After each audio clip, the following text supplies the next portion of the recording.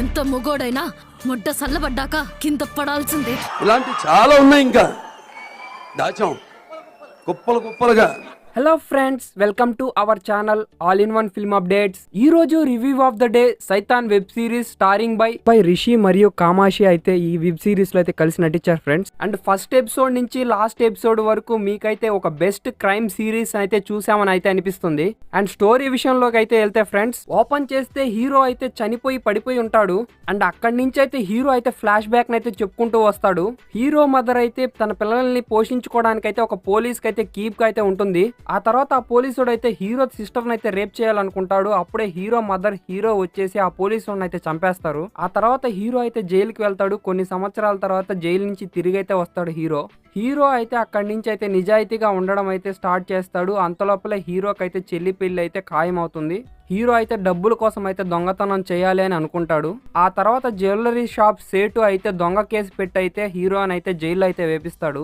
Hero అయితే జైల్లో ఉన్న మావోయిస్ట్ లీడర్ సాంబన్నను అయితే కలుస్తాడు. సాంబన్న టీమ్ లో అయితే ఒక మావోయిస్ట్ గా అయితే హీరో అయితే జాయిన్ అవుతాడు. జాయిన్ అయ్యి ఒక హోమ్ మినిస్టర్ అయితే చంపడానికి అయితే ట్రై చేసి పోలీసులకు అయితే దొరికిపోతాడు. మావోయిస్ట్ సాంబన్న టీమ్ లో ఉన్న రంగన్న హీరో సిస్టర్ అయితే ఎందుకు రేప్ చేశాడు, హీరో తమ్ముడు అయితే రంగన్నని ఎందుకు చంపాడు, అండ్ ఇవన్నీ తెలుసుకున్న హీరోయిన్ అయితే హీరో వాళ్ళ మదర్ ఎందుకు చంపింది, మావోయిస్ట్ లీడర్ సాంబన్నని హీరో ఎందుకు చంపాడు, ఫైనల్ గా హీరో అయితే పోలీసులకి హెల్ప్ చేసి పోలీసులు హీరోని అయితే చంపారా లేదా అనేది స్టోరీ అయితే చూసి తెలుసుకోండి ఫ్రెండ్స్. స్టోరీ అయితే వన్ వే ప్లాట్ తో క్యారెక్టర్ రివెంజర్ స్టోరీగా అయితే ఉంటుంది. నెక్స్ట్ క్యారెక్టర్ పర్ఫార్మెన్స్ విషయానికి వచ్చేసరికి హీరో రిషి మరియు హీరోయిన్ సాయి కామాక్షి భాస్కర్ల వీళ్ళ ఇద్దరు క్యారెక్టర్స్ అయితే బెస్ట్ పర్ఫార్మెన్స్ తో అయితే ఉంటుంది ఈ సిరీస్ లో. హీరో క్యారెక్టర్ అయితే బెస్ట్ రివెంజ్ ట్రన్డ్ క్యారెక్టర్ గా ఉంటుంది. హీరో అయితే బెస్ట్ న్యాచురల్ క్రూయర్ రోల్ లో అయితే నటించాడు. అండ్ మదర్ క్యారెక్టర్ లో అయితే శైల్య కిషోర్ అయితే next level performance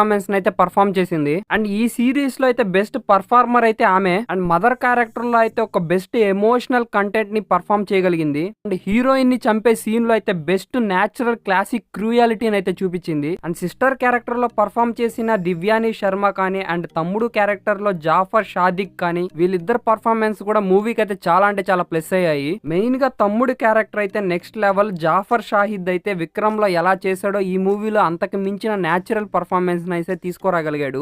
hero mother అయితే ఫ్యామిలీని కాపాడుకోవాలని తెగించిన పాయింట్ తో స్టార్ట్ అయ్యి చివరికి ఆ కాపాడుకునే ఫ్యామిలీయే లేకుండా ఉండే కాన్సెప్ట్ ని తీసుకొని వెరీ యూనిక్ గా అయితే ప్రెజెంట్ చేశాడు డైరెక్టర్. అండ్ మూవీ సినిమాటోగ్రఫీ కానీ కిల్లింగ్ సీన్స్ కానీ వెరీ క్రూయాలిటీని అయితే చూపించారు. నాకు ఈ సిరీస్ ను చూస్తున్నంత సేపు నాకైతే మిర్జాపూర్ మరియు దండోపాలెం గ్యాంగ్ సినిమాలు ఫ్లేవర్ అయితే కనపడింది. సేమ్ స్క్రీన్ ప్లే అయితే అలాగే ఉంటుంది ఫ్రెండ్స్. మెయిన్ గా గల్లీలో మాట్లాడుకునే బూతులు గానీ అండ్ స్టోరీలో ఉన్న న్యాచురల్ ప్యాటర్న్ అయితే ఎక్కడా మిస్ అవ్వలేదు వీళ్ళు.